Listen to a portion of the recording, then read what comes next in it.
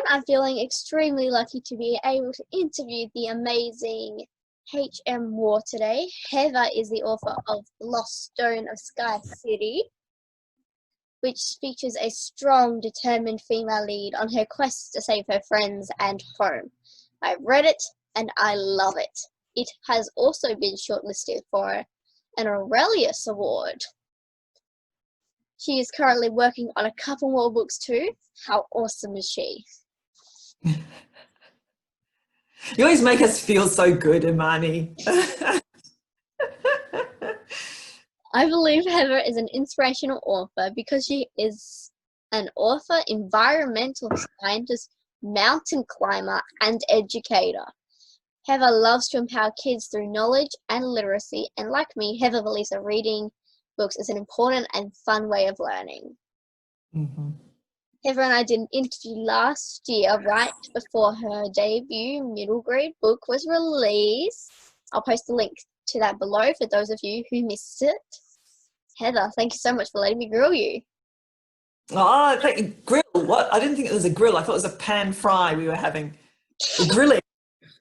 Well, I don't know. But thanks for having me, Imani. It's lovely, to be a year on and here we are still again. And it's great. Are we ready? As ready as we can be. You love adventure. Since the last time we chatted, what adventures have you been on? Oh, well, since the last time we chatted, actually, there have been a few adventures, but not as many probably as we would have hoped because we've all got locked down and shut in. But actually, I reckon that almost makes more interesting adventures because I discovered while we're all locked down, all online, how you can go through these 3D tours of places. So I've always wanted to go to Petra in Jordan, and I went to Petra and I walk all around and you see it on your screen. I traveled to some cave in Vietnam, which was really awesome. And I was like, you could set a book here. It was really epic. So I've done some desktop adventures. We certainly got out and about and we've done lots of hiking around about Perth and, swimming in dams and muddiness and things like that. But I reckon one of the coolest adventures I've had since we last talked was not really what you'd call a normal adventure, but I actually fostered 3 little puppies for a dog shelter. And so these little puppies I don't know if they'd ever really known a human. They just came with no idea that I was going to feed them or look after them or anything. They were just like wild things. And I had 2 weeks to show them that people are lovely and there was like poo and pee and mess, and I don't have a pair of socks without a hole in them because they kind of tore them all apart.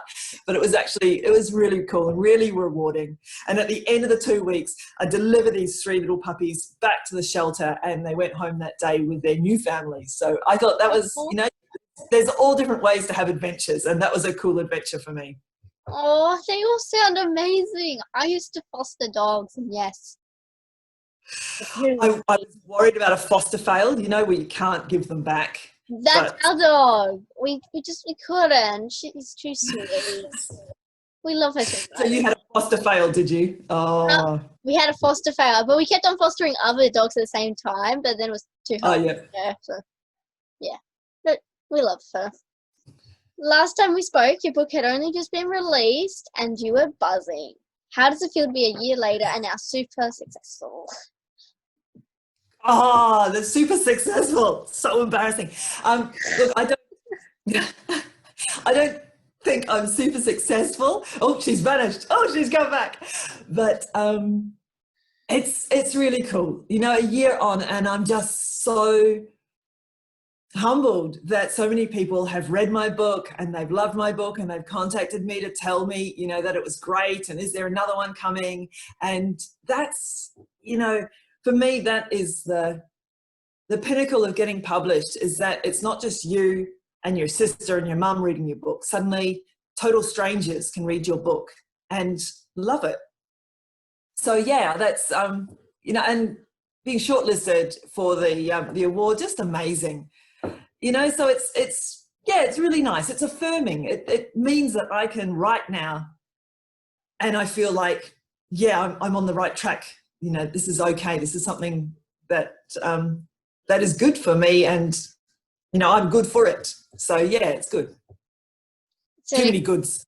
well, it's an amazing book. You should definitely be proud of it. Well, I thank you. Are any of your characters based off any people you know? This is like an intriguing question that you quite often get asked, and I don't think so. Like with a lot of my characters, I start with an idea, and that idea maybe has some sort of a root with something or someone that I've known, but they always become their own people. So I think, you know, they grow as you grow the world and an idea of what's happening. And no, I don't think any of my characters are actually based on someone real. But certainly, like, if there's something going to happen, I might imagine, you know, a classroom of my students and go, well, what would they do? We'll do that, you know. So, but it's no one person in there. That's awesome.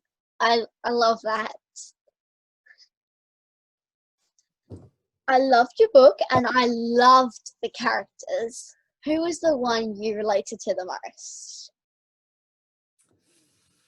Now, you'd think I was going to say Sanaya because she's like the main character. But when I was thinking this question over, I reckon it's actually Praseep. I find him very human, very real. Like you know, he's got this horrible, heavy feeling where you think you're going to be good at something and you haven't been good at it. And everyone else has thought you'd be good at it and you kind of failed them. And so, you know, he's lost. And then he's got to go out and find his replacement, and he's got this horrible jealousy, you know, and that's such a human thing, to be jealous of somebody else simply because they're better at something than you are. But he also, you know, goes past it and sees the person beneath. And yeah, I think I relate more to Praseep. Yeah, I found him to be a very, very cool character. Like he was just so written beautifully, so beautifully written. I could definitely feel him as a real human. Yeah, people have flaws. We make mistakes. Yeah, that's If you're writing something and you're looking at somebody else who's, you know, got on the front page, or, you know, there's something else, there's a buzz about their book, and you still kind of feel like, oh, but you've got to fight that all the time, because as an author, if a kid loves any book, it doesn't matter whose book it is, that's a win, you know? So it's, yeah, I think it's an analogy for me in the writing life as well, is to say, well, yeah, we're all in this together, and other people will have really successful books, but that's a plus for everybody, because you've got more kids reading that book, and they won't just read one book if they love it. They're going to go, well, I'm going to find another book. Let's read another one and another one, and that's positive. yeah. I think we all feel like that sometimes, though. Like it's perfectly human to feel jealous and have mistakes and flaws. So yeah. Yeah. Whereas Praseep, you know, he's strong enough to go, well, this person's better than me, or appears to be better than me at this, but they're still a nice person. So Yeah. I'd heard that you had started drafting a new book. How exciting. Can you tell us a bit about what it is, and can you give us some spoilers? yeah, in Mani, I always try to operate a spoiler-free zone, which apparently I'm really bad at, but I do hard. But I've actually, I've got 3 projects on the go at the moment, and I've got some really exciting news, because one of them I've just signed a contract for, so hopefully end of next year or start of 2022, I'm getting that one published, so yay! And that is, yeah, it's so exciting. That's kind of an end of the world YA road trip, where these 5 teens have 1 week to get across half of South America to catch the last flight home. And it's about how, you know, all the things that pop up, all the problems they have, as well as the friendship that they develop along the way. So yeah, it's a really cool manuscript. I'm really proud of it, and I'm really happy that it's found a home. That sounds so cool. I can't wait. I like that one.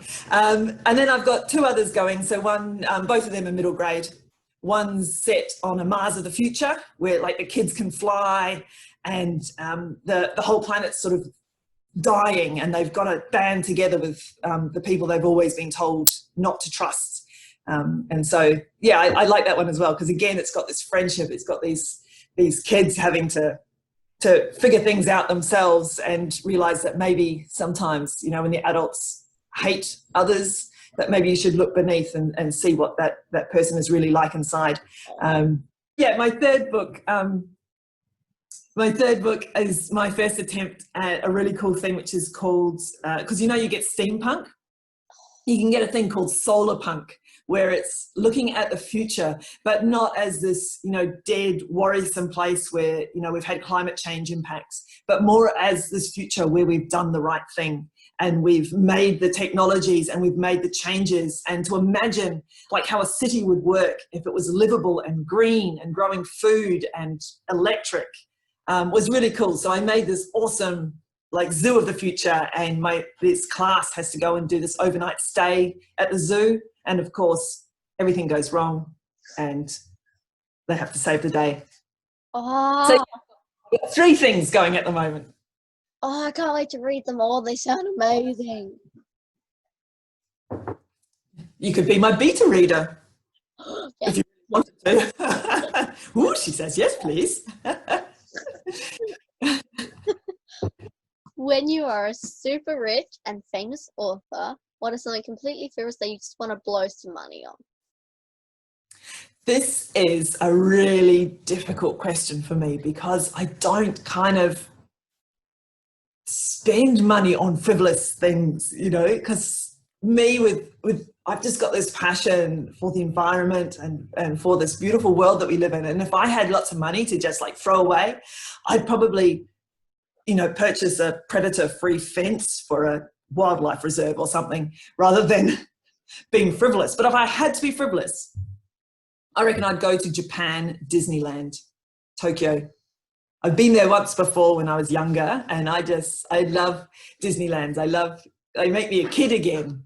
And yeah, if I had to blow some money and it had to be on something that, you know, was a little bit just fun, then that's the fun I would have. Oh, that sounds awesome. Both of those sound awesome. They do. Yeah, I'd name the fence after me. It would be the war fence. Yes. If I bought that fence. Yeah, I love the idea of like a little wildlife area to, you know, keep them safe. I like that. I like animals. But I also want to come to Tokyo place. That's Disneyland. Can't do that at the moment though. Sadly. Can't leave the country. Okay. Now we're on to the speed questions. Have you tried a new flavor of ice cream lately that you love? Look, no flavour of ice cream will ever beat matcha, and that's going to be written on my gravestone. Matcha ice cream. Well, it sounds nice. Oh, you're being very politically correct there. Some people hate it, but I just love it. I really love it. Which book character do you or have you had a crush on? I was going to say Mr. Darcy, and then I read your Instagram post and I'm like, well, I can't say what everybody else appears to be saying. So a big think, and I went for Will Herondale in the Infernal Devices series, Cassandra Clare, you know, her Shadowhunters world. He was. I've never read it, but I think I've watched the Shadowhunters TV series.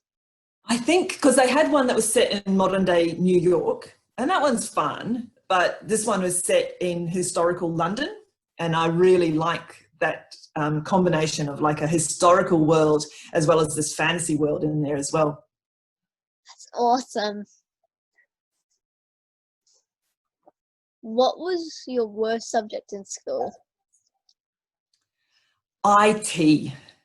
I did this course they made us do in IT when, you know, computers were really starting to become a thing, and I stupidly didn't realize that I was supposed to hand my projects in, and so I got an F because I did everything. I just didn't hand them in, and then I was like, God, I hated that subject, and I threw everything out. And then she called me in, you know, the week later and went, "You failed." I went, "What? But I did them all." learning experience. Who was your favorite? And now look at me. I'm on a Zoom meeting now. I should find that teacher and go, look, I can do it. Yeah, you're on Zoom, and Zoom's hard to master. Not when you send the invite. And I just press, oh, there we go. Who was your favorite or most inspirational author this year? This year, totally, absolutely, Amy Kaufman. I mean, she has released so many awesome books. Everything she does, I love. She's a wonderful person. She's got all this energy. She's kind. She's generous on, social media. She supports other authors. She's got my tick. Oh, she sounds awesome. She's also got a new podcast, which is really cool. It goes through like world building and like if you've got writer's block, how does she get out of it? It's really awesome. That sounds awesome. I'm going to have a look at that.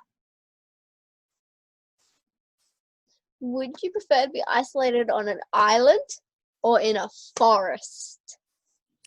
Forest, please. Yes. What's the weirdest place thing you've got an inspiration from for your writing? Slime mold. Yes. It became my bad guy in my Mars book. Oh, I love that. If you could live in any book, which one would you pick?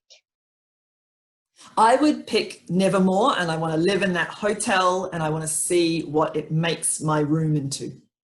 That sounds awesome. What's your biggest achievement so far? Can be anything.